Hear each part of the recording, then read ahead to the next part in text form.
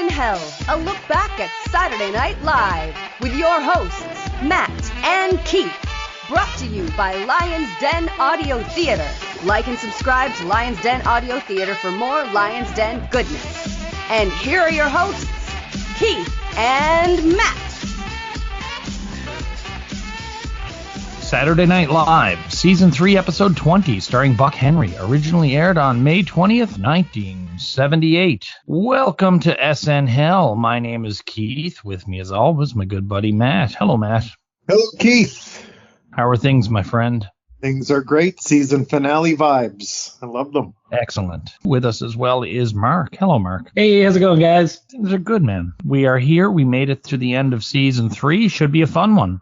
This is number 6 for Buck Henry, but he's been around a ton. He was also, at the Mardi Gras episode and the Miskel Spillman episode. So he's definitely at this point been around more than anyone else, other than the cast, of course. Even his numbers by the end are going to eclipse some members of the cast. So it's pretty cool to have Buck back. Mark, you've enjoyed Buck Henry, haven't you? Yeah, he's always a good time. I think one of the episodes we had wasn't the strongest episode, but he's still good in it. And you can definitely feel like a sense of familiarity and belonging in there when he's around. For sure, yeah. Matt, has Buck gotten boring or is he old hat to you yet, Matt?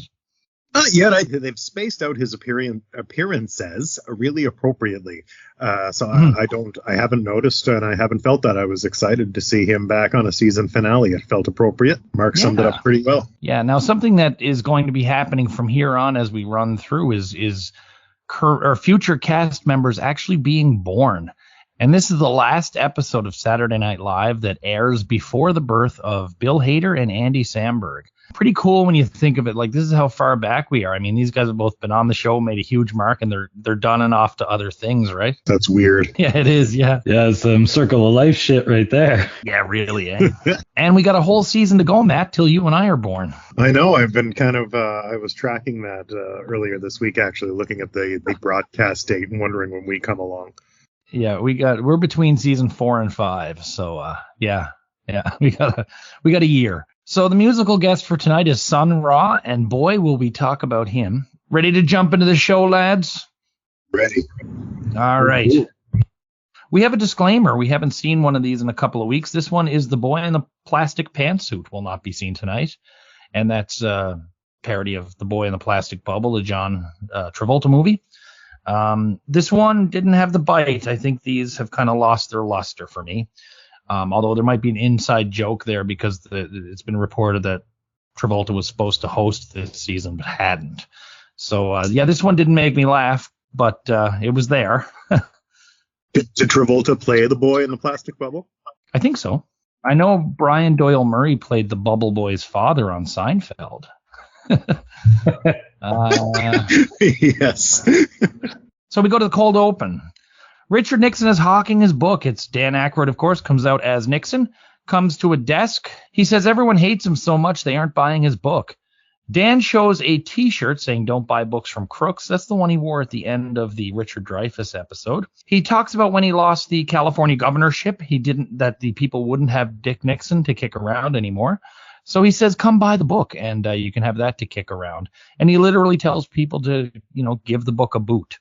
He then gets Garrett, who along with Brian Doyle Murray are playing his security guards, and he gets Garrett to kick the book. It's kind of like a football kicker thing where they kick the book, and I think it hits someone in the front row of the audience. As far as my impressions of this, I thought this is actually probably the closest Dan Aykroyd has sounded to Nixon, actually pretty good. This was thankfully quite short. A lot of the Nixon stuff really meanders.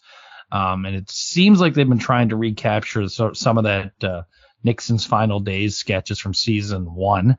But this one was a nice, quick, short, cold open. It wasn't great, but I liked it. I worried when I saw Nixon we were in for a marathon here. Yeah, I thought this was pretty good. Aykroyd's Nixon was pretty spot on for me this time around. It didn't overstay its welcome. Funny little premise, like he's being shisty and trying to scam you into buying his book because you hate him. I thought it was a fun idea. And yeah, pretty quick. I chuckled. I enjoyed it. I do not really like these Nixon moments. I think it's very, it strikes me as very dated, laugh-in style comedy. I get he had a book out, so it's maybe a little more relevant and topical. And yeah, he does a good Nixon, but I'm sick of them beating the dead horse. Although, and I must concede, it had one of my favorite lines of the show when he said, "I originally wrote it to be read." And then he had a little chuckle. His delivery was so good on that too, and like he even cracked a little bit of a smile. Like, I don't know, I felt like he was really into it, you know. I love that. That was one of the lines of the night for me. Yeah, it was a good line.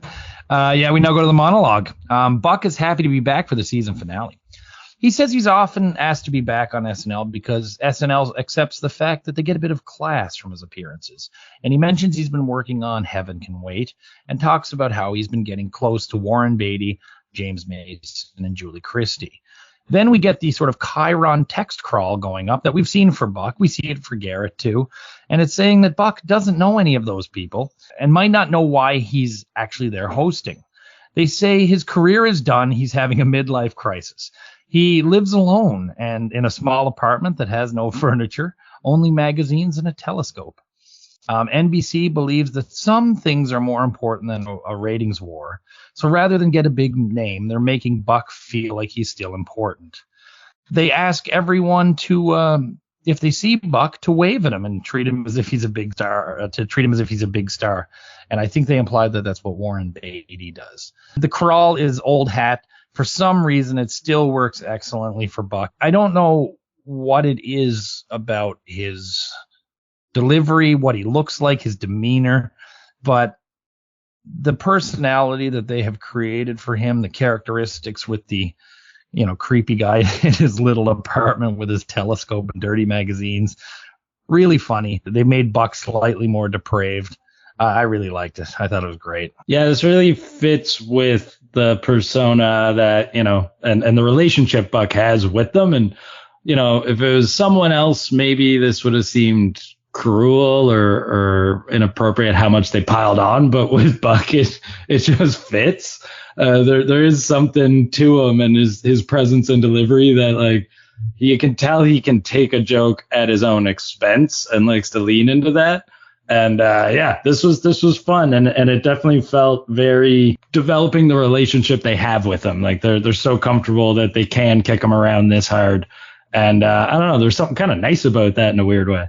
The destitute nature of Buck, it was pretty funny. Nothing new joke-wise shitting on Buck, but I appreciate what you said, Keith, about him making him seem even more destitute as a human than perhaps we thought. And I kept thinking of Lenny. Do you remember that? Remember when Lenny, the wall fell and he was just sitting there in his apartment with no furniture, and he's like, "Please don't tell people how I live." Yeah. Yeah, absolutely. Yeah, it really, really works. And I mean, I think this all goes back to like his very first appearance, and then, Lorraine, I think before his second one, he's disgusting. Remember? Yeah, I love that. We're now off to Nerd Prom, and this one is written by Rosie Schuster and Ann Beats. Lisa, played by Gilda Radner, is playing heart and soul as her mom, Mrs. Loopner, played by Jane Curtin, comes in. Lisa's getting ready for her prom, and she's going to the prom with Todd, who hasn't arrived yet. And Mrs. Loopner and Lisa decide they need to have a chat. Mrs. Loopner says that Lisa has grown into quite a stunning beauty because she's noticed checkers at the supermarket checking her out, and that when Todd sees her, his hormones are going to go berserk. Lisa says nothing's going to happen because she's saving herself for her true love, Marvin Hamlish. Todd then enters the home in a white tuxedo with his chauffeur/dad, Marshall de la Bonta, played by Buck. And Marshall is just as nerdy as the rest of them. The parents leave to the kitchen to get some drinks. Todd and Lisa have some banter about a wrist corsage he's got her. He noogies her, looks down her dress to see how things are developing, and refers to her breasts as mosquito bites. Parents then return with cups of Tang for all. Mrs. Loopner starts talking about Lisa's dad, Mr. Loopner, who was born without a spine and invented the slinky but didn't patent it. The three then get Mrs. Loopner to go to the prom with them. The women put on them old-fashioned plastic hair covers, and they they head out. Again, this is another really strong sketch. Bill and Gilda's chemistry is off the charts. You know, we've spoken about Jane's role as well. Buck fits in like a glove. Definitely shorter and lower energy than most. And didn't have a big ending to it at all. Just the lights were turned out. And we're going to see more from these guys next season, but I think this season they've really evolved well. What I really like about these sketches, I think I figured them out, is just the honesty they have with each other. They really they live in their own world. We don't see anyone from really out of that world struggling with them yet. It's been a nice slow build, I think. I really enjoyed this one. Yeah, I feel like the sort of slightly downbeat nature and the way it ended makes it feel more real almost.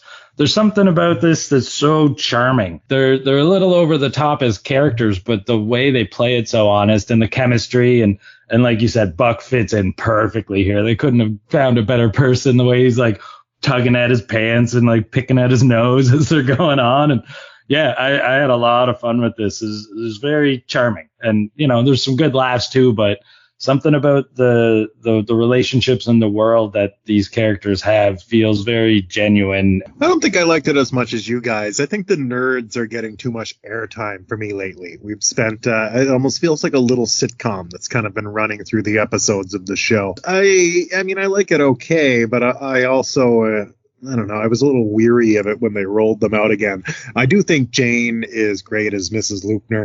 I like when Buck picked his nose. I wrote down on my notes, born without a spine. That was a pretty funny line. I also like, I did my wifely duty and you're living proof of that. So Jane had some really good lines, but I find the nerds themselves are just wearing a little thin on me this particular time. There is a nice evolution with these because they've kind of put them in different settings, you know what I mean? It doesn't bother me as much as, say, Emily Latella. Sure, yeah, they get to keep doing different things. And it's not like they're just jokeless. Like when it feels like you wear it on your wrist, there's still some funny bits in them. I think I was just slightly weary of the characters. We now go to Samurai TV Repairman. This, of course, is Alan Zweibel. We knew there would be a samurai. Buck is here. So Buck enters as Mr. Dantley, bringing in his TV. And he needs it fixed so he can watch the NBA playoffs. They noticed that the TV, the broken TV, was inspected by Inspector number 68. Futaba realizes that Inspector number 68 is his mother, and he goes to do seppuku. Buck then realizes it's not 68, it's actually 89. They talk a bit about Futaba's certification. He notes that his is for black and white televisions, not colored TVs. Buck says that when he hits the TV, it works. So Futaba throws it to the ground, hits it with a sword. It fixes the sound, but not the picture. Futaba then puts two swords on top as antennas, which fix the image. These are certainly better with Buck. Still not cool, still not a samurai fan. I will say I like the swords as the antenna, though. That got a bit of a laugh out of me. Yeah, speaking of being leery when you see a character come on, I haven't had a great history with these sketches. And this one was okay. It didn't overstay its welcome like some of the previous ones I've noticed. Like Buck's doing a lot of the heavy lifting with the sort of one note joke of the garbled gibberish. But I did get a pretty good chuckle when when Belushi, the way he sort of started with a little tap and gave like a nod to Buck, and then he hit it harder, and then he hit it harder, and then he picked it up and slammed it. There was a good little progression there. And then, you know, the swerve when he brings it back up and it's working. And he gets the knives in the top. It was all right. It was all right. It was one of the better samurai sketches that I've seen, but still didn't love it. But gotta respect Buck for getting back in there. You know, he's had a rough history with this guy. Yeah. Every time he sees a sword swing, he must sort of shudder a little bit. It's still an absolute no from me. I kind of knew it was coming. I hated it anyway.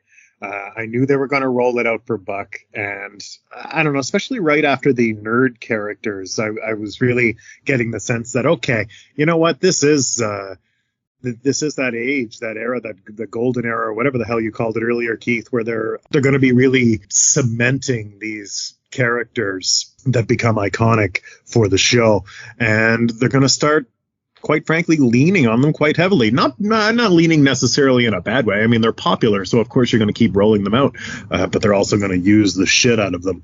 And I don't know, I was just tired of these. The break was nice. I sat through this. The sex gesture with the sword got a sensible chuckle out of me, but that was it. No change from my last experience with these. We now go to a sketch call that takes place at the Sodom Chamber of Commerce. Dan is the president of the chamber. He announces Mayor Abashanir, played by Buck, who says the town has developed a terrible reputation, as all anyone thinks of when they think of Sodom is sodomy. The city can't get loans or anything because the city is seen as being so debauched and vile. Now, the Assyrians and the Sumerians won't go to Sodom, but they will go to Gomorrah. So they pull in Bill's character named Noab, who is an out-of-town marketer who questions the town's commitment to promoting the name and the activity of sodomy. Gomorrah does a better job playing down the bad elements of their city. They promote things like their parks. But he has devised a new publicity campaign, which is Jane, Gilda, and Lorraine, scantily clad, singing "I Love Sodom." All the men are very excited and sold by this. This is a series of jokes about a taboo subject. It's a funny but abrupt ending. Kind of felt like something was missing, and there's a bit of the old beating a dead horse joke going on here, but all things considered, this wasn't bad. Yeah, this feels like one of those things where in the writer's room, the idea got a really big laugh, but then they didn't take enough time to put enough actual jokes in. It felt a little undercooked script-wise. Yeah, it felt like something was missing, like you said. There just needed to be like fleshed out or punched up or something. I don't know. It was a little flat for me. And I felt like at the start when they present the idea, like the sketch, I like a good dirty joke. I've got a bit of a lowbrow sense of humor in case we haven't noticed that by now. But it just sort of felt like the idea itself was the whole joke, and they didn't bother to write enough jokes into it. And yeah, it was just kind of a meh sketch for me. So I will agree with one thing. This sketch loves itself. This is very like, look how clever we are, pat on the back sketch. But unlike you guys, I thought it was fucking hilarious. And I think it was littered with jokes. I wrote down some of my favorites. I regret to inform you that Sodom has a terrible reputation. Yes, I'm afraid it's true. Sodomy put us on the map. Again, perhaps one of my lines of the night. That's fine for you to say because you're a pharmacist. What the fuck? It isn't just a bunch of low-key sodomy jokes, but I really think they kept slipping in some good zingers. Like word of mouth will take care of that. We don't have to bend over backwards, have a nice dinner at a fine restaurant in the evening, and then if they want the sodomy, it's there. I thought it was peppered with these great jokes, and it really reminded me of what we'll see in many, many years when they do this sketch of Colonel Angus coming to visit. We're now at Weekend Update, and Donny Osmond is going to be consummating his marriage as his wife watches. This episode is brought to us by X-Locks for constipated smoked salmon. Into the jokes. The Preakness was run. The second place finisher went and got drunk, as Mark and I usually laugh at photo gags involving horses. I figured I'd mention that one. Dan talks about the change of the fanfare song da, da, da, da, da, da, with a different tune followed by a gunshot, which really took me off my guard. This is the period of time where they're finding that fried food may cause cancer. And McDonald's has recalled 15 billion burgers. Took me a second, but once I got it, I got a big kick out of it. Lorraine reports on the Son of Sam trial, and again, we have Tom Schiller's childlike drawings back. We haven't seen that, I don't think, since Chevy. Charlie Chaplin's body was found in a field. He's reported dead and well. Bill Murray does a review of the movie The Greek Tycoon, which is a very thinly veiled retelling of Jackie Kennedy Onassis's marriage to Aristotle Onassis. He's mad that they stole so much to make this movie. Steve Martin's excuse me. Bill decides to try to call Jackie O, but he has no luck. He says he knows she's watching and she should get some points in the movie. He knows that she's a struggling widow with no means of support and she's got 2 kids to put through college, and he doesn't think she needs the embarrassment. And then he tells her to get out of here, you nut. After legalized abortions in Italy, retroactive abortions are applied for Carlo Gambino Sergio Frankie, and Frank Rizzo, mayor of Philadelphia. Dan does a commentary on Betty Ford, who recently left alcohol treatment, talks about other first ladies who like to drink. This bit went over like a lead balloon. And then counterpoint on jogging. Both want to be in favor of jogging, but they agree to let Jane be pro-jogging, immediately going into a nasty tirade against each other. Jane says that Dan is an overweight porker. Dan says hussies like Jane use jogging as a way of running around their neighborhoods in scantily clad clothing as an ad for sex, so they can get enough before they dry out for menopause. Not a bad weekend update. McDonald's burgers bit about the cancer and the recall. Once I got it, I loved it. Good to see the drawings back. Half decent Bill Murray bit. The Betty Ford thing fell flat as hell, especially going on to know what Betty Ford does for people with substance abuse. It's kind of like maybe it's a good sign to kind of leave her out of it. And the counterpoint was awesome. Really, really enjoyed it. Thought it was the best of those thus far. So I was really happy with weekend update, understanding the fact that Dan as anchor was never, it didn't work for me typically, but he was okay here. Yeah, I feel like maybe the bar has been set so low by the last few weekend updates I've seen. This one seems like they're starting to get it back on track. The material was a little more polished. The delivery was a little tighter. Dan still had some awkwardness about him in the earlier bits, but he really seemed to snap to on the counterpoint. That's something that I've been kind of waiting for. It felt like it was always there to me. So when it wasn't there in the earlier seasons, like, oh, right, we've got to get there. You know, it's one of those looking back things that you sort of have to adjust expectations to. So I was pretty excited to see that. And I had a real good laugh at that doofy horse's face picture gag. That really worked for me. So, you know, it wasn't an amazing weekend update, but it was definitely a step up from the last few that I've seen. Anytime there's a photo with a horse, I'm like, Mark's going to love it, and I'm going to love it. And I don't know where Matt's going to sit on this, but I got to mention it because this is the third or fourth time that there's been a photo gag with a horse, Mark. Yeah, I don't know what it is. It just works for me.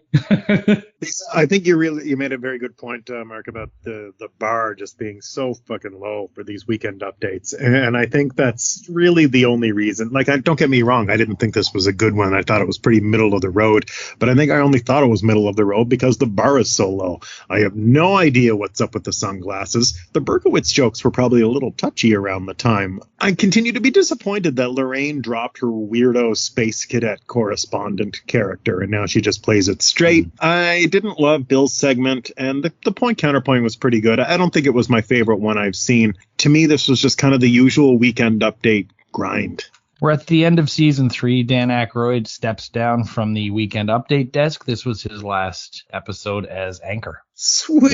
Yeah, that's good news. He didn't really like doing it. No. And we certainly didn't like him doing it. He had moments, but it took him a long time to get there. Well, storyline, which, you know, you rarely get on Saturday Night Live, is that Dan gets promoted to station manager, I believe. So he still comes out for special correspondence stuff, but that's his last night on Weekend Update as co-anchor with Jane. It may have been the best one I've seen him do. So at least he goes out on a high note relative to him. Yeah, that's right. Yeah. We now go to the Olympia Cafe. This, of course, written by Don Novello. It starts with Garrett asking for a refill, but Pete won't give him one. Pete, of course, played by Belushi. And he won't give him one because he's already finished his cheeseburger. Jane then orders a fried egg sandwich, and Pete doesn't have any. So he offers a cheeseburger. She asks how he cooks it, and they do this big thing about Jane wanting the burger to be broiled. Dan goes and makes it on the grill anyway. Buck then comes in as Al from Rent-A-Doberman because somebody called looking for a watchdog because the place next door had been robbed. Buck and Pete dicker on price, and Buck says that no one can come in the restaurant while the dog is there.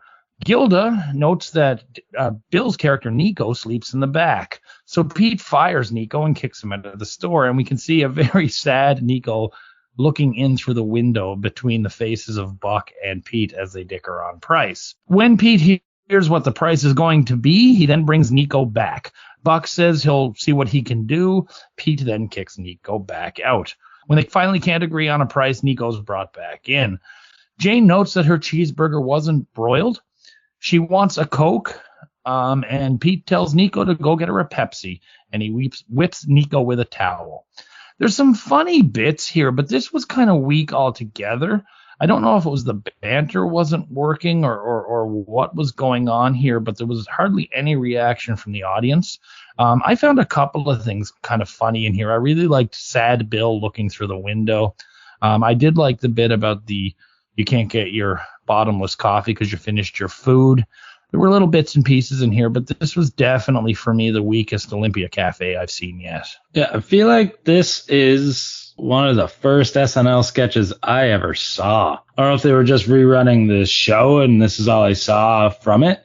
But as soon as this kicked in, like I instantly was transported in time to watching the Comedy Network at my parents' house when I was a teenager. I feel like there was one of those compilation episodes where they do like best ofs or something. I don't know. I had this weird nostalgic reaction to this one. And to this day, almost every time I hear the word cheeseburger in my head, if sometimes I even say it out loud, I'll just go cheeseburger, cheeseburger, cheeseburger. It's just one of those, I don't know, mnemonic things that wiggles into your brain. Yeah, not a lot of like, again, solid jokes, but there's something about this world and the characters and the relationships that feels really fleshed out. And there's kind of a charisma or charm to that, I guess, for me. So this wasn't bad, but yeah, it definitely could have used a little more something. Pretty much with you guys on this. And as I mentioned before, again, with the recurring characters, the show really just leaning in to these recurring popular characters and letting them kind of do the work for them. It makes me feel like the writers are coasting a little bit, but whatever. You play to what's working. You play to what's good. I didn't really like it. How do you cook your cheeseburgers? Good. That was pretty funny. I got to laugh at that. And when Jane was talking, Bill's like constant nodding and vacant smile, even though he didn't understand anything. That got a really good laugh out of me. Not to talk about The Simpsons again, but when Buck was talking about the Dobermans, I was reminded of Chief Wiggum's Attack Dogs when he was like, yeah, I've been starving them, feeding them, singing off key, mommy, mamo, mamo, mommy. I didn't like it, despite a couple of chuckly moments. I never really liked these anyway, though. I don't think I've liked one yet. We now go to Mr. Mike's least loved music. Mr. Mike sings Baby Ghouls. This starts out to be a pretty good song, but then talks about picking up like an actual child or a ghoul child. And it kind of takes a sexual turn, actually. It goes on until he notices his own name on a headstone. While it's going on, Lorraine appears in a speech bubble as a kind of vampire doing sign language. She's wearing like a white dress covered in blood. She then actually comes out of the bubble and joins Mr. Mike and bites his neck. This is weird even for Mr. Mike. I don't know if it's a bunch of pedo jokes or if it's, I don't know, maybe he's created a world where baby ghouls are adult women or something. I don't know. There was just something really unsettling about this, which is probably what O'Donoghue wanted in the first place. But yeah, I didn't dig this. I started to, and then I was like thrown a bit of a curveball. Yeah, this was really strange and uncomfortable, but it felt like it was intentional. So I don't know. I dug it. I dug the weirdness. It felt, I don't know, like very creepy Halloween type vibes. And Lorraine just hamming it up at the end with like the big goofy like vampire grin showing off the fangs and everything.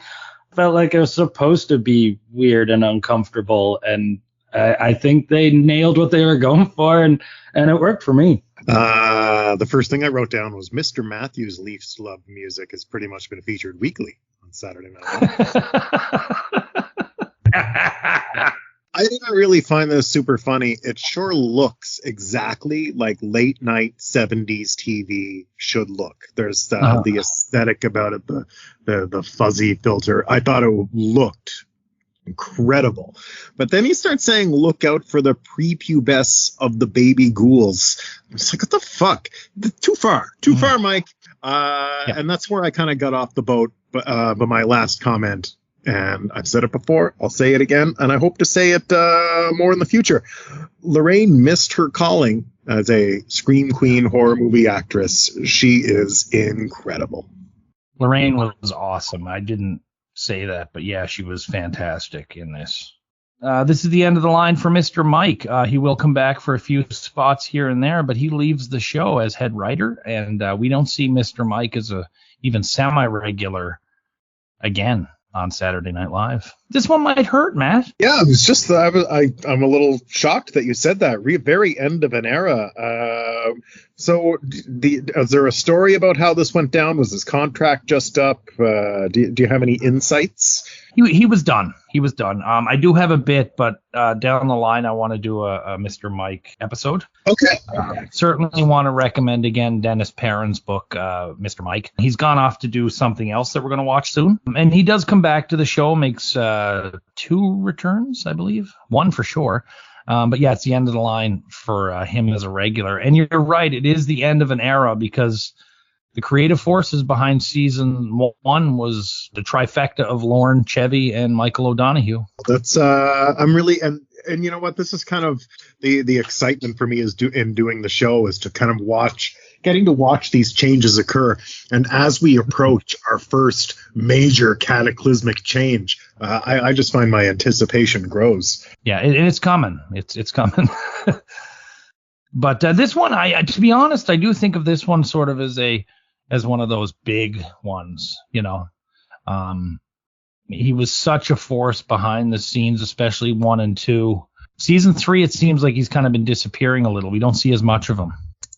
Yeah, there's been less of his little segments. I obviously I'm clueless as to what's going on in the writer's room, but the screen time is a little down. And I mean, he seems a bit of a weird guy. I can see him growing restless with the inability to express himself as he wants on network television, perhaps. So we'll see you soon, Mr. Mike, sort of. We now go to More Insects to Worry About. This is the second and final More Insects to Worry About. Jane Curtin plays Joan Face. Buck is playing Dr. Russell Bedanza. She asks him about the most horrifying insects are out there. Buck has a lot of fun with the question. He actually uses, he means to say maggot, but he says a word that starts with F that rhymes with maggot, and I think it was accidental, but or maybe it was for a cheap laugh. I don't know. Either way, it's on tape forever. Buck then goes on to talk about the Bedanza mite. Jane is excited that the bug was named after Buck, but Buck says he was named after it. This mite enters the body through a natural body opening and makes its way to the brain. In the day they excavate, in the night they leave the brain, and they scavenge and they take things nearby, sleeping bodies, such as, you know, things that are on the night table, and they store it in the brain as art. Buck doesn't really think much of their creations, doesn't really think it's even art. He then mentions that he has a 4-year-old at home. Joan is disappointed to hear he's married. He mentions that his wife actually died as a victim of the Bedanza mite when her head caved in. He said she slept with her mouth and legs open. He does say that there is an interesting colony of these mites that are doing some interesting work in Don Ho's rear end, and they're out on the coast, and they'll be there till June when Don goes back to Hawaii. As the show ends, it looks like Dr. Russell and Joan might be going together to the coast to see this. This was a funny, neat idea. It's interesting that Jane is pursuing Buck for a change. I really kind of liked that. There's some funny bits here and there, and I liked the other More Insects to Worry About. But this one I think I liked at least as much. This one felt a little starty-stoppy or uneven for me, but it would kind of the joke would get a little played out, but then there'd be an interesting pivot, and it would come back up for me again. Like I don't know, Buck's character was maybe going a little too in depth on certain things, which is probably part of the joke. But then when he started like critiquing their art really pretty snarkily, it brought me back around. And then Jane, being so into Buck and like fangirling out about the insect stuff, I really enjoyed. Yeah, this was pretty good. Not a big fan here. I just found it kind of long and rambling and never really struck me as funny. And of course, I mean, the hard F was hard to miss. Even living among them as an insect, that's pretty funny. I mean, the joke of the whole situation here is the title of the show, More Insects to Worry About. That got a good laugh out of me, and it was all downhill from there, though. Yeah, you weren't big on the other insects to worry about either. I guess I just think it kind of ends with the title. It's a great premise. I love the premise, but I'm not trying to shoulda the show, but I wish we had a more wacky character. We have a Chiron. This woman flosses with a friend. And we're now at Stunt Puppy. It's written by Franken and Davis. Bill plays a director. Gilda plays a spoiled little girl who wanted a puppy until she got one, and now she doesn't care for it. Jane plays her permissive mother, and Buck plays Howard, their father, who's a psychotic who hates his wife and daughter and takes out his anger on the puppy. Garrett plays Roy, an animal trainer. And what they're doing is they're shooting a scene from an animal abuse public service announcement. And they're going to use a regular puppy for some scenes. And then, of course, they're going to use a stunt puppy. The scene is supposed to be such that the girl is playing with the dog. The dog potties on the floor and no one will clean it up. The father gets really angry. Now, as they're shooting it, there's first the little dog, Sparky, I think. And then he's swapped out when it gets to the abuse section where Buck is going to beat up the dog. And Buck basically swings this dog around by his leash and smashes it here and there and then lets it go flying out the window.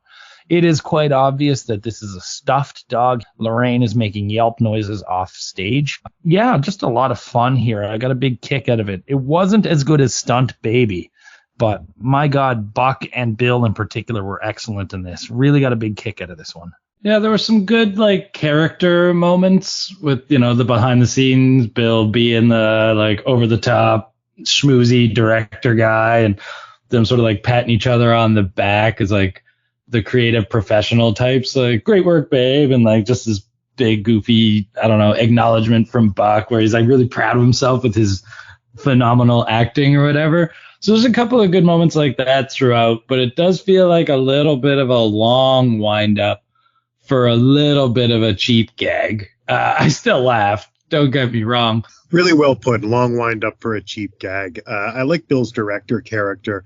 I thought using a real dog was pretty dicey, but whatever. Gilda plays a kid. Fine. The camera pan to replace the dog was super obvious. And at first I was like, oh, maybe this isn't such a good idea, but I gotta say, kind of like the Nixon thing where I really didn't really like the bit, but I loved just that one moment when that dog went through the window. I laughed out loud for sure. So it was a long wind up, but it sure popped me at the end when that happened. I really didn't expect it. It was just kind of caught me off guard. I was like, oh shit, the dog went through the window. They got me, but it took forever. You're right. So Matt, Stunt Baby or Stunt Puppy? Oh God, I'd have to watch Stunt Baby again. Not comfortable answer. Sure. So we now go to Bad Conceptual Art, another Tom Schiller bit. Dan is Leonard Pinth Garnell. He mentions how conceptual art is often difficult to define. We're going to see a piece called Pavlov Video Chicken 1. And it's a woman on a sort of wobbly board, moving like a chicken for what's supposed to be 378 hours. And behind her are two video screens. One is Garrett's eye, and the other is Lorraine's mouth saying random non sequiturs. At the end of it, Dan says stunningly pointless and useless and really sucks. Big laugh there. There is no playbill for this as it's conceptual art, so Dan mimes throwing nothing, I guess, into the wastebasket. Again, not one of the stronger bad series, but there was something about it I really, really liked. I got a good kick out of it. Yeah, I really like this one too. I feel like it was paced out well. Dan is really into the character, and when he does the empty hand dropping nothing into the garbage, I don't know, that really got me for a reason. But this was believable. They did it well enough in a way that, yeah, I've seen intentional art pieces that remind me of this sort of meandering. You think it's really smart and intelligent, but it's kind of just, I don't know, maybe I'm not getting it, or maybe it is just trash. But I don't know. There's something quirky and relatable about this that I really enjoyed, and Dan seems to be really selling it and having a good time with it. I'm with you guys on this. I didn't think it was the best thing on the show, but it's so far from the worst. It's got a good mid-range. The hand thing was funny. And yeah, when Dan really likes a character, gosh, he puts all of himself into it. And shit, when he doesn't like what he's doing, Weekend Update, it is all over his face. So it's interesting to watch him do that stuff, to enjoy and then to not enjoy, and just see what a difference that can make in a performance of somebody. Yeah, absolutely. We're now off to Franken and Davis. Both Franken and Davis come out, and they're going to perform their sumo piece. Al surprises Tom by announcing that his family's in the audience, including his wife and son, and Tom's live-in girlfriend. Tom decides it's time for them to come out as gay lovers. Al is embarrassed and says it's just part of the routine. Tom denies this and asks the audience if they respect Al more or less. The audience does not respect Al. Al's son screams that he hates him and storms out of the studio. Tom and Al then argue as Al runs off stage and shoots himself. Tom throws to the end of the show. We have a quick cut to the title card, and then back, and both guys wave and say goodnight to everyone. I didn't laugh at this. I didn't find it particularly funny, but this is so far ahead of a lot of the comedy that's going to come in the next decade or so. This pops up all the time. You know, the I hate you, Dad, and all that sort of stuff, and people just saying they're gay for a quick laugh. I did get a kick out of them coming out in sumo costumes. But the real star of this one is the casting director that cast young Al Franken. That was the person that gets the big points for me on this one. Just more of the usual sophomoric stuff that they've been sort of churning out alongside the more heady and smart material they've been writing. Probably a lot funnier at the time. Yeah, this definitely feels pretty dated. Wasn't a big fan. You definitely nailed it on the head, though, when they panned to Al Jr. Just the look of the kid was just perfect. The I hate you, Daddy. The first one actually got a chuckle out of me because the kid's really selling it. But outside of that, yeah, he's sophomoric. This feels like something you would see in like a university comedy group sketch show. Feels very like teenage boy, kind of, you know, a little juvenile, half baked, and didn't really work for me. Little too stupid. It is a little too something. It's sort of like, you know what, this also reminds me of late night 70s TV comedy, but like in a bad way. Whereas before I didn't necessarily mean it in a bad way. This time I mean it in a bad way. It should be derogatory. It's a little too hammy. Yeah, the kid is funny, but these guys, I thought him shooting himself was awfully friggin' dark. And I was like, holy shit. But like, it wasn't like a ha-ha. It was reaching. It's community theater. I didn't care for it. These guys are capable of better. From what I'm seeing is they're often, I don't know if I'm seeing this right, but it seems like in their writing, like they're often stronger apart. But like, you know, Davis does a lot of good stuff. Franken does a lot of good stuff. But then again, I was just thinking maybe they come together for some of this just more ridiculous sophomoric stuff because it's safe for them together. I don't know. There's a story in a couple of books, actually, or in interviews, where the censors weren't okay with the costumes the guys were going to be wearing. And so they just walked to the censor's office in this garb. And the main censor just laughed and said, well, just let it go. So, yeah, there was some issues about them wearing these. What are they, Mawashis or whatever? Yes. I think that's the appropriate name. Yeah, it's the butt cheeks hanging out and all that. And, yeah, it feels very like, ha-ha, it's a butt, you know? Yeah. We now have a Chiron. There's an older man who can't keep anything down. Bit of a jab at an old guy in the audience. I mean, pick one of the 1,000 young people there. We now go to Sun Ra, his Jazz from Another Planet orchestra. When you get down to it, there's a lot of people that say, you know, this is the best performance. This is the best performance. This is the best performance. But this is one of very few that's frequently noted as weirdest performance. Sun Ra, jazz musician from Birmingham, Alabama, I believe, who later goes on to say he was taken to Saturn in his early 20s and was told to return to Earth and speak to Earth about peace and love through his music. If it was a gimmick, he held that very close to the chest, because most people that have reported on this guy believe that he believed every bit of it. He does kind of a pastiche of two songs, Space is the Place and Space Loneliness.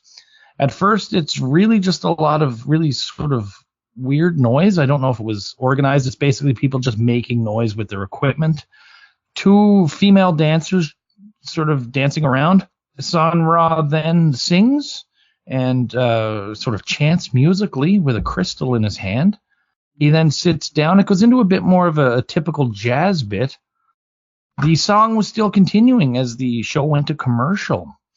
But you did hear it end. It just looked like they mistimed it by about 10, 15 seconds. Music is what one perceives it to be, and it's interesting, and this was an interesting and compelling bit.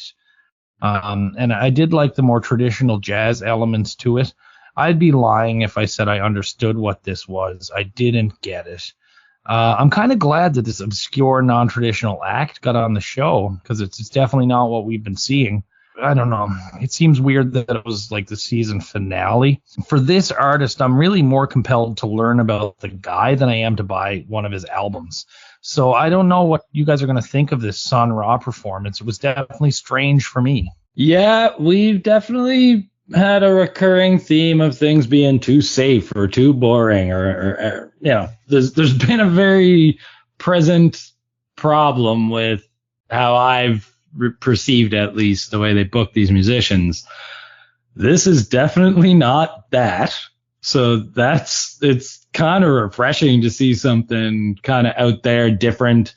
But at the same time, yeah, I don't know if I'm not getting something or what. There's a couple moments where it sounded like music, but a lot of it's just like cacophonous. Like this feels almost like a conceptual art, presentation, like what was going on earlier, with like things overlapping that weren't really timed right. And there was a lot of repeating the same phrases, but like over each other. The dancing was pretty cool, but I don't think I can honestly say I liked it as a music thing, but it was interesting for sure. I'll give it points all day for that.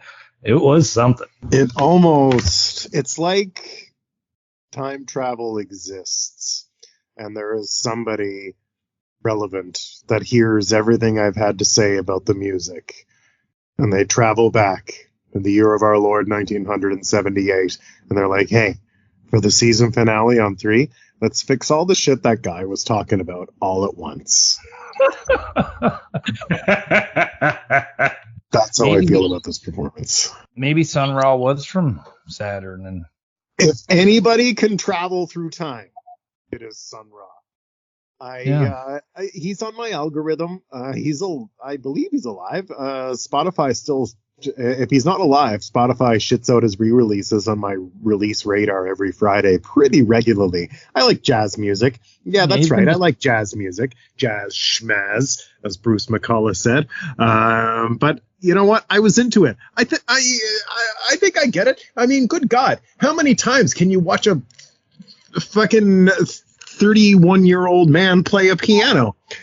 You need to have a time traveler play a piano and show you how it's done as well. Absolutely fucking bonkers. Super talented man. Heavily encourage more interest in his wild and jazzy discography. It gets a little funkadelic. Sometimes it's a little bit like Frank Zappa's jazz fusion, but it's always interesting. Sometimes it's beautiful. He's insane. And this is exactly what I needed on the way out of this season. 2 big thumbs up from Matthew. Very nice. Very nice. Yeah, he's been dead. I think he died in 95, Matt. Ah, shit. Well, he's one of those guys that's got like a bunch of shit in the vault because, well, as I hope when we die, I suspect SNHell will continue to release weekly for at least a couple of years. I have a feeling that death isn't really a major obstacle for this guy. No, not the end. not the his end. body's gone, but there's something about him that does feel like out of time and otherworldly. Like he's nailing his character. So maybe he's still making music. He doesn't need his fingers to do it.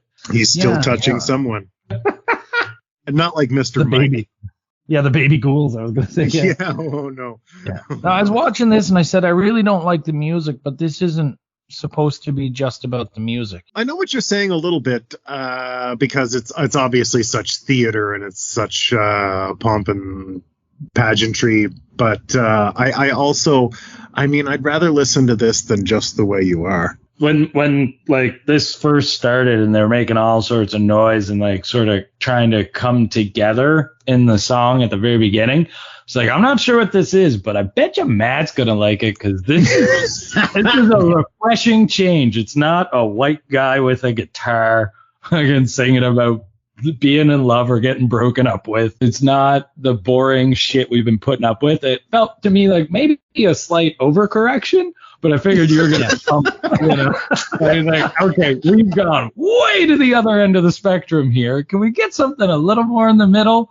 But I liked it as a change of pace for sure. So far to the other end of the spectrum. And yeah, you're right. I absolutely liked it. And it is a change of pace. And, I wish the show took more chances. You can take chances like this was a chance for them to take musically. And I don't know how it was received at the time. Probably people fucking gobsmacked. But because Sun Ra was never like a popular top 40 artist. He's a niche jazz musician. They took a chance, and sometimes you can take a chance, and I want them to take a chance more often.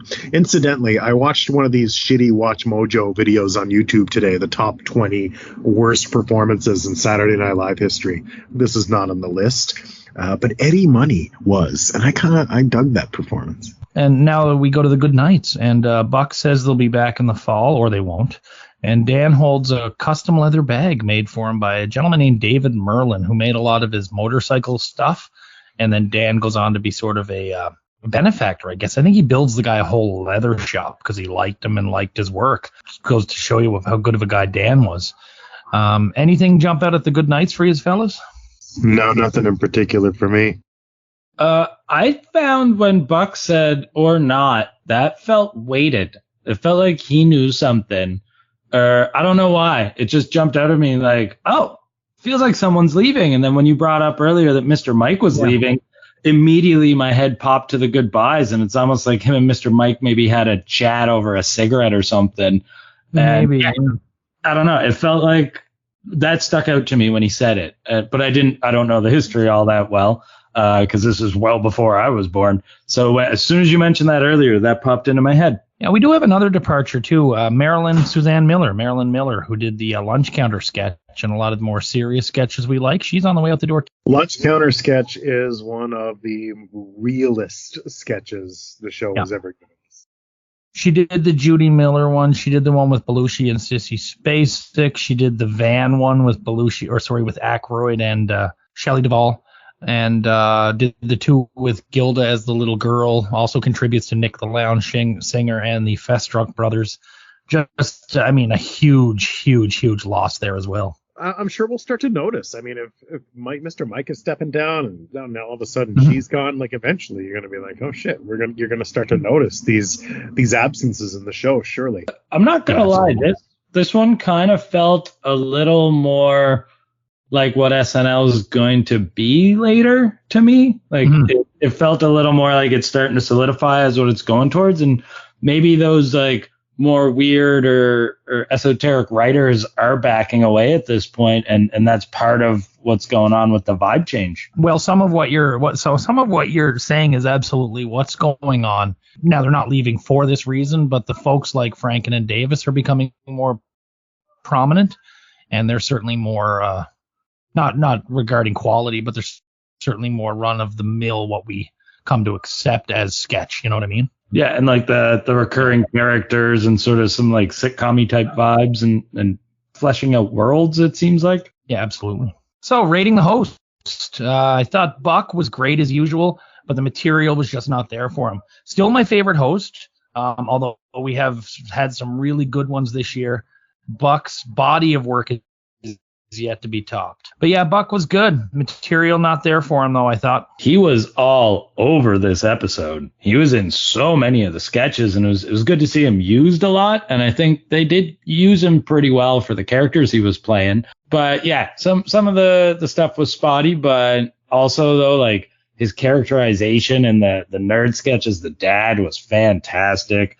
I thought he did a pretty good job carrying the insect sketch, and like, yeah, I thought I like Buck. He's good. He knows what he's doing. It almost feels kind of like he's not a host and he's part of the cast, which is kind of neat, but also a little strange because it feels less of an event and more like they just have an extra cast member for the night, which is interesting. I'm pretty much with you guys. Buck's great, but not all. No, it was just the writing wasn't always there for the sketches. I really feel I know this is the season finale, and maybe I'm being psychologically duped into thinking there's a big change, but I don't know. It feels like the show. I really get the sense that the show is transitioning. There's some sort of shift going on that is slightly palpable as it goes from the grittier, very early years to what is going to become a very glossy mainstream product.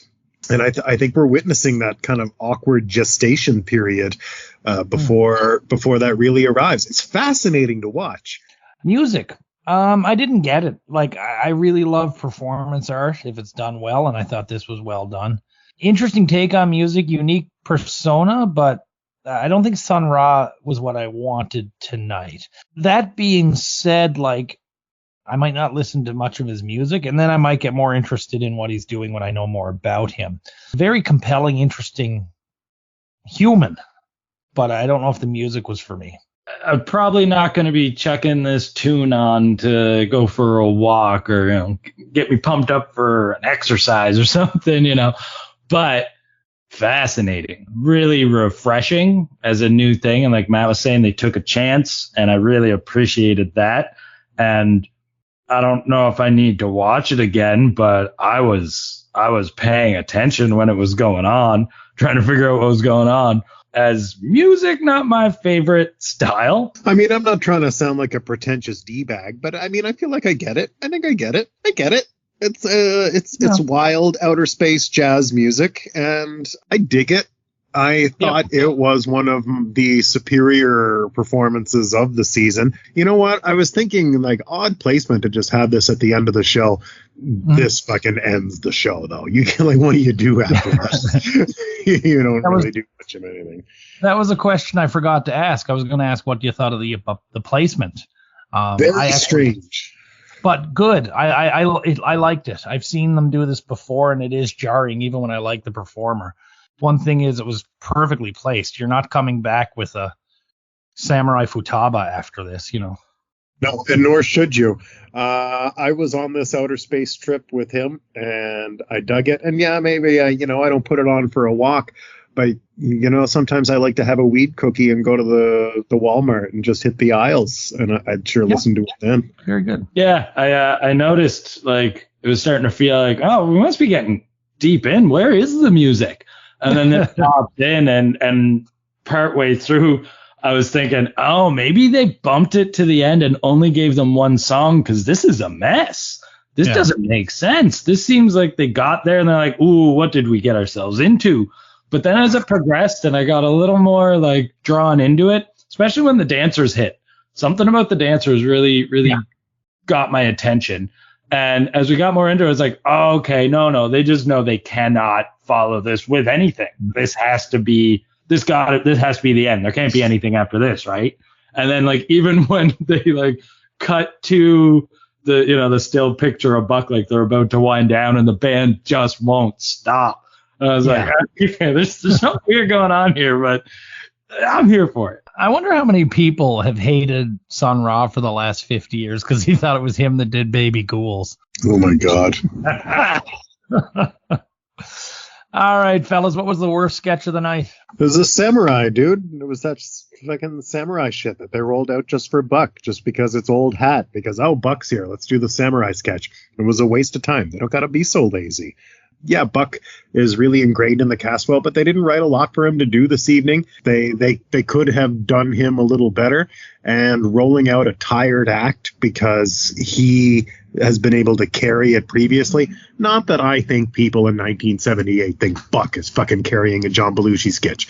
They're like, who the fuck is this nerd with Belushi? Belushi's awesome, yeah. Samurai awesome.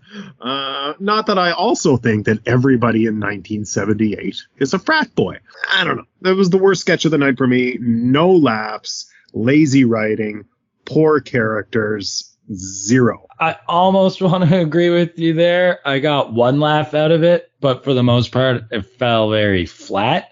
But I got to go with the Franken and Davis thing, because that actually made me kind of uncomfortable. Like, not only am I getting I got a baseline off the Futaba with a chuckle at one point.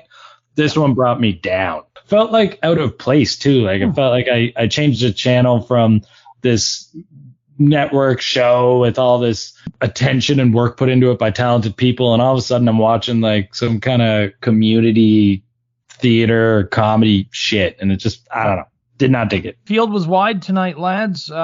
Baby Ghouls was unsettling, but I think that's what O'Donoghue wanted. Franken Davis wasn't great, but I did get a couple of laughs out of it. Olympia Cafe was flat as well tonight, but I also, like Matt, went with the Samurai. Just because Buck's there doesn't mean you have to roll out another Samurai. The one laugh for me was the swords on top of a TV, which is basically kind of like an ad lib any like 2-year-old could do if they were thinking about it. I just don't like the Samurai either. And though they're better when Buck is there, it still doesn't mean very much. What was the best sketch of the night, fellas? I think I'm going with the nerd prom. I think with your picks for worst and probably for the picks going into best being the third chair and not week in, week out being repeatedly exposed to the running characters makes it a little easier to take them. And for me, this is my second time with the nerds, and I loved them the first time with the Looks on Books skit. That was my skit of the night. So I probably have a little bit of a, like, I'm the sucker that they're repeating these characters for. So right out of the gate when I saw them, I was happy. Jane was an excellent as the mom. Buck, perfect addition as the dad. And I kind of liked the downbeat ending with Jane awkwardly turning all the lights off as she left. Made it feel more like I was looking into a real world. So that was it for me. I regret to inform you that despite its terrible reputation, I have chosen Sodomy. I was crazy about Sodomy. I disagreed pretty hotly with Mark, even though I didn't hotly disagree with him at the time that it was mostly jokeless. I thought it was fucking Family Guy level, filled with too many jokes about Sodomy, or one after the other after another. Like, Sodomy's fine. No, word of mouth will take care of it. Bend over backwards. The Sodomy is there. I thought they leaned into it super hard. And it reminded me of a future sketch. There's another one yet, but lean into the Sodomy. Super hard. I was here for it. I thought it was terrific. And everybody was really good in it. Bill was really good in it. Buck, and everybody's so earnest about, and why doesn't Gamora have this reputation? Well, because they play it a little more tactfully. I thought it was brilliant. I really, really liked it. I also went with Nerd Prom. I thought it was really, really strong. Series is still good for me. The evolution I'm enjoying in the connection with the previous installments works, and adding Buck into the mix was great for me. So who was your star, guys? This is a tough one because I feel like there's a handful that had a really strong showing tonight. Gilda, Bill, Dan, they were in a lot of sketches and they did a lot right. But I'm going with Jane tonight. She was in quite a bit, and even stuff that wasn't working, like her in the insect sketch, like her really earnest fangirling about this nerdy insect professor. Just, it made the sketch work for me. Her as the mom, fantastic. She carried Weekend Update as usual. Even like the I Love Sodom bit where she's like really going for it, big dancing and all that. Jane's my pick for tonight. Also, I agree. Very, very tough decision. And shit, it's weird for me to not pick Jane Curtin, especially when somebody else saw something in her. But, I got to go with Bill Murray tonight. I think his director character is funny. I thought, and again, I fucking hated the cheeseburger sketch tonight. But you know what, as the kids say, living in my head rent free is his vacant stare and smile at Jane when he's like, cheeseburger. And I thought about it well after the episode. In the interest of full disclosure, I generally jump into these recordings like within 2 hours of having watched the episode. I watched this because of our whatever scheduling issues. I watched this days and days ago, and I still think about Bill's face at the counter. And he was good in the sodomy sketch. And I thought he was the strongest not ready for primetime player overall. That's so funny, Matt, because I went with Jane as well, and by a country mile. Like, the only one that even came close to Jane was Buck. She was the only cast member for me who was super present. Her work with Buck was amazing. Everyone might have had a bit of a piece here or there, but Jane, to me, ran the gauntlet top to bottom. Everyone else had a fairly good night. Garrett, of course, being ridiculously underused. Belushi disappears like halfway through the show, and we don't see him again. But as you're mentioning, like Bill, he did have a strong night that I kind of slept on a little, but I still think I would have went with Jane. So overall, this episode, wow, it's the last episode and we're here already. It's the end of the season. It seemed to me, Matt's mentioned it, and I think Mark might have mentioned it. Seems like everybody's already checked out for the summer, and all the heavy lifting was left for Buck. Like I said, Belushi seems to have disappeared at about the hour mark, and he's probably already left New York. There's too much that didn't hit for me in this one. Cold open, bit of a rehash, bringing back Nixon's book, which we saw on the Christopher Lee episode. There were bits that worked well, but not enough to really put anything over the top. Nerd Prom was really strong, but even that was missing something. Music was too out there for me for this type of episode. It's definitely time for a break for these folks. They do work very, very hard, and it's time for them to go enjoy a nice summer. Another Buck episode that didn't really hit too strong for me. And as I said last time, it's definitely not Buck Henry's fault. I gave this one a 5.5. Okay. For me, I feel like being a little more fresh as a third chair gave me a very different perspective on this episode, because I'm not quite as exhausted on the repeated characters. I think I like the Nixon sketch a little more. I was a little more into the nerds, and I was probably less annoyed by Samurai Futaba. I really like Buck. You could tell that there's a bit of a change in the vibe of the show, but I liked the weirdness of the music as a change up. Again, not my favorite music, but they did something different, which I was excited by.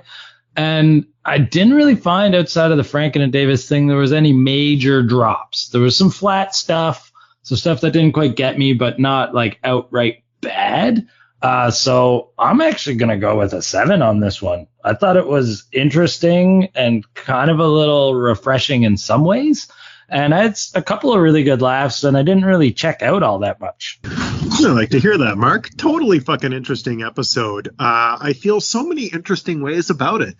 As we talk about this, the Franken and Davis sketch, for example, like I keep forgetting it even existed. So it made Mark a little uncomfortable.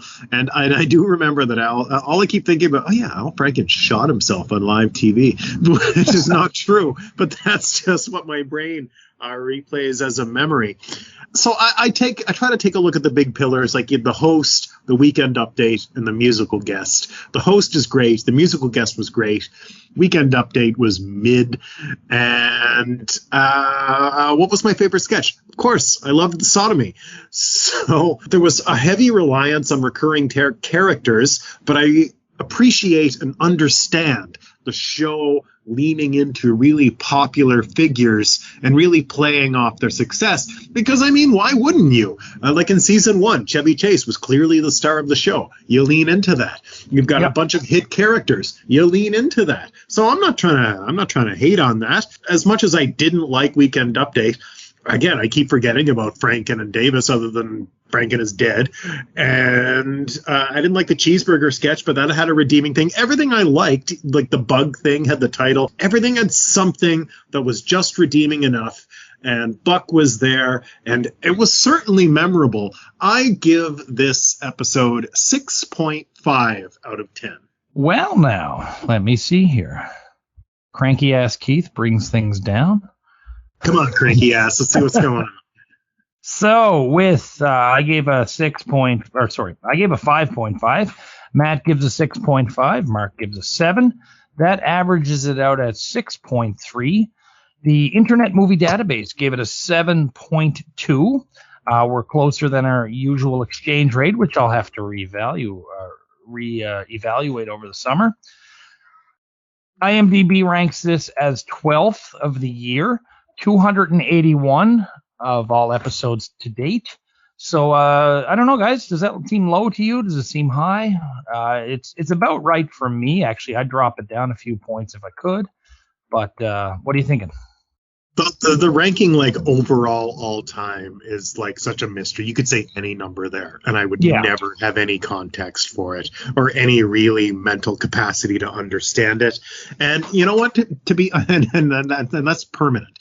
But as far as the season goes, of course, you and I, hey, thousands, stay tuned for Keith and I. And I don't know, a couple of third chairs. Keith looks after the procedurals, but we're going to go over the show and we're going to go over the season. And we'll see how it ranks on my season. Let's, my whole season list. Stay tuned for that. But you will never, ever, ever know how I feel about this episode overall within every episode of Saturday Night Live ever recorded. We will never discover. I am keeping a record of that, and we very well might. That's why this is a public service. This show is a service. So just for our own edification, of the 68 episodes that we've watched so far, this is number 19 for you. Wow. Which makes me think you've been really mean to some good episodes. Entirely possible. So Dan Aykroyd is leaving the desk. Mr. Mike is leaving the show. Marilyn Miller is leaving the show. There's one more big goodbye that I don't think you guys could predict at this point. This is the last episode where the cast is introduced as the not ready for primetime players. Oh, that's really interesting. Yeah, that was quick. I thought it hung on a bit longer, eh? Yeah. 3 seasons is not nearly enough considering how iconic the phrase is. I mean, I would probably continue to mistakenly refer to them as that. I mean, you know what? I don't even think it's mistakenly. We can continue to confirm or refer, rather, not confirm, because, I mean, they're not. Yeah. Good name. I thought it was a great name. Great name. I still to this day think of them as not ready for primetime players. Yeah. So next time, we've come to the end of season 3. Thank you everyone for listening. Those sticking around for the whole season, finding us late. Absolutely loving our numbers going up and our communication with folks. A lot of people are sending some nice stuff along. We're at the end of the year. We have some extra episodes coming back.